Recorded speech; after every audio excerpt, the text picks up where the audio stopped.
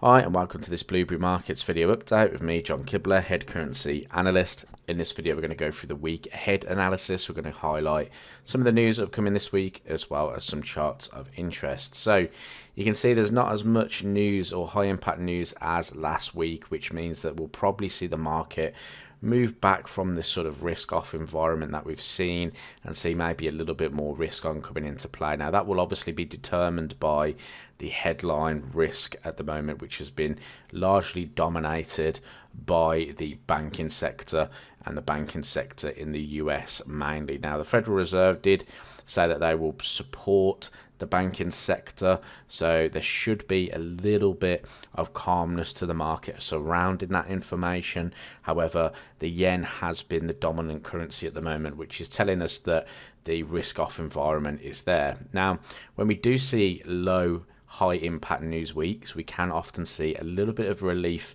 to a risk off environment, so potentially that's what we'll see going into this week. Now we do have some dollar data this week. We have the core PCE price index.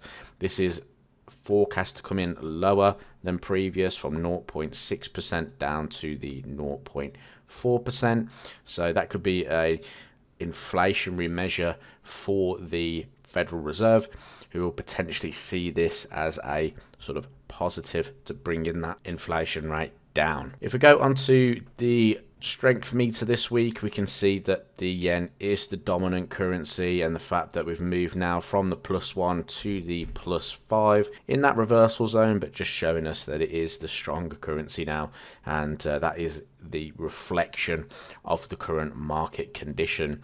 The Canadian dollar is the weakest currency, moving from -4 down to -6, so that could be a currency pair in focus for traders this week, the CAD yen, which we'll take a look at in a moment. Aussie moved from the -6 to the -4. However, if we look across the chart, it's still looking fairly weak against most of its counterparts. It's just that it's not as weak as the Canadian dollar, for instance, as it is -6 on the table.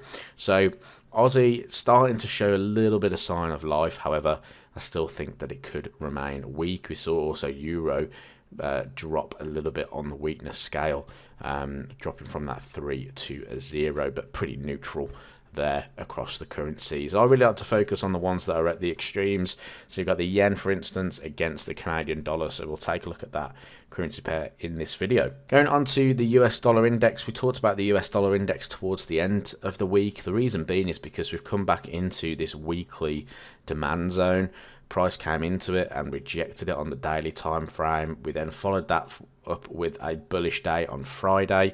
So is the momentum here going to continue, or is it maybe just going to find a lower high and then pull back down? I would probably like to see another move lower, just because I think that would then give us the opportunity to say yes, buyers are stepping back in or not, because this demand zone's quite a large one. Price could still trade down to the lows of it before continuing to move. I'm not fully convinced that the dollar strength is back just yet, but we did talk about in the previous video about the US 10-year yields being at the 3.5%, and that usually if yields move higher from that point, the dollar could benefit from that. So we still have to keep an eye on those factors as well. Going on to dollar yen, it's very similar to the US dollar index. However, this is a 4-hour chart. We came into a really key level of liquidity. So what I mean by that is you can see where we have this sort of large bearish candlestick with a really large wick, and the large wick low is the 129.80, and you can see the move that followed from that. So we moved from the 129.80 all the way up to the 137.75. So that was a substantial move in the market. Now, the sort of people that provide that type of liquidity would have been going long at that point. So are the buyers that were there in the past, are they still here now, or are they going to fade? So the way I'm looking at this at the moment is that we've come back into resistance at 130.75. At the moment, the market is still risk off. So I would expect the yen to strengthen, which could lead to price coming to retest the 129.80. I think that's when we're going to see the sentiment for this week come from. If price rejects there, I think we can move up to the sort of trend line resistance, maybe even up to the 132.75. If, however, the risk-off environment remains, I think we'll trade below the one spot 29.80 and move to the one spot 28.25, even the 127 spot 50 handle. Now, obviously, that's all going to determine, like I said, on that risk-off sentiment. Now, CAD yen's obviously featured because CAD's the weakest currency, yen the strongest currency.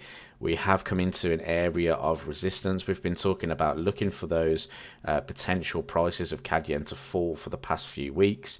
They've followed through with that. We've come into that 95 supporting level now. Price has actually closed above it, which is usually a good sign that we're actually going to see maybe a slight reversal coming into play. However, if that risk off remains, we could see price move into the 92 spot 50, which is the level that we've been sort of talking about for quite some time now.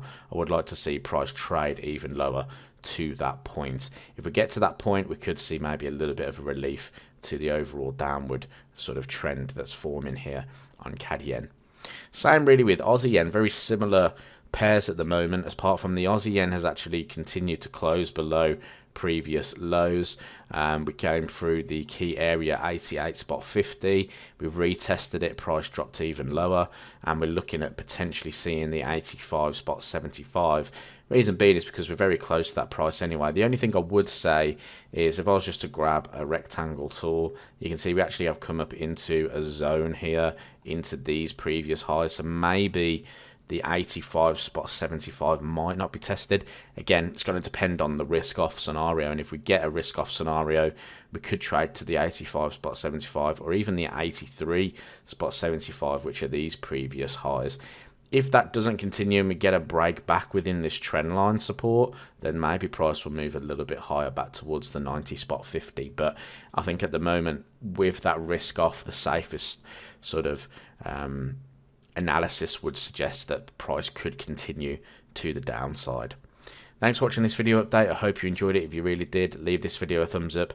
Subscribe to the YouTube channel to see some more of our Forex trading content. We've got loads of new content coming up real soon, and I look forward to sharing that with you. Thank you. Bye.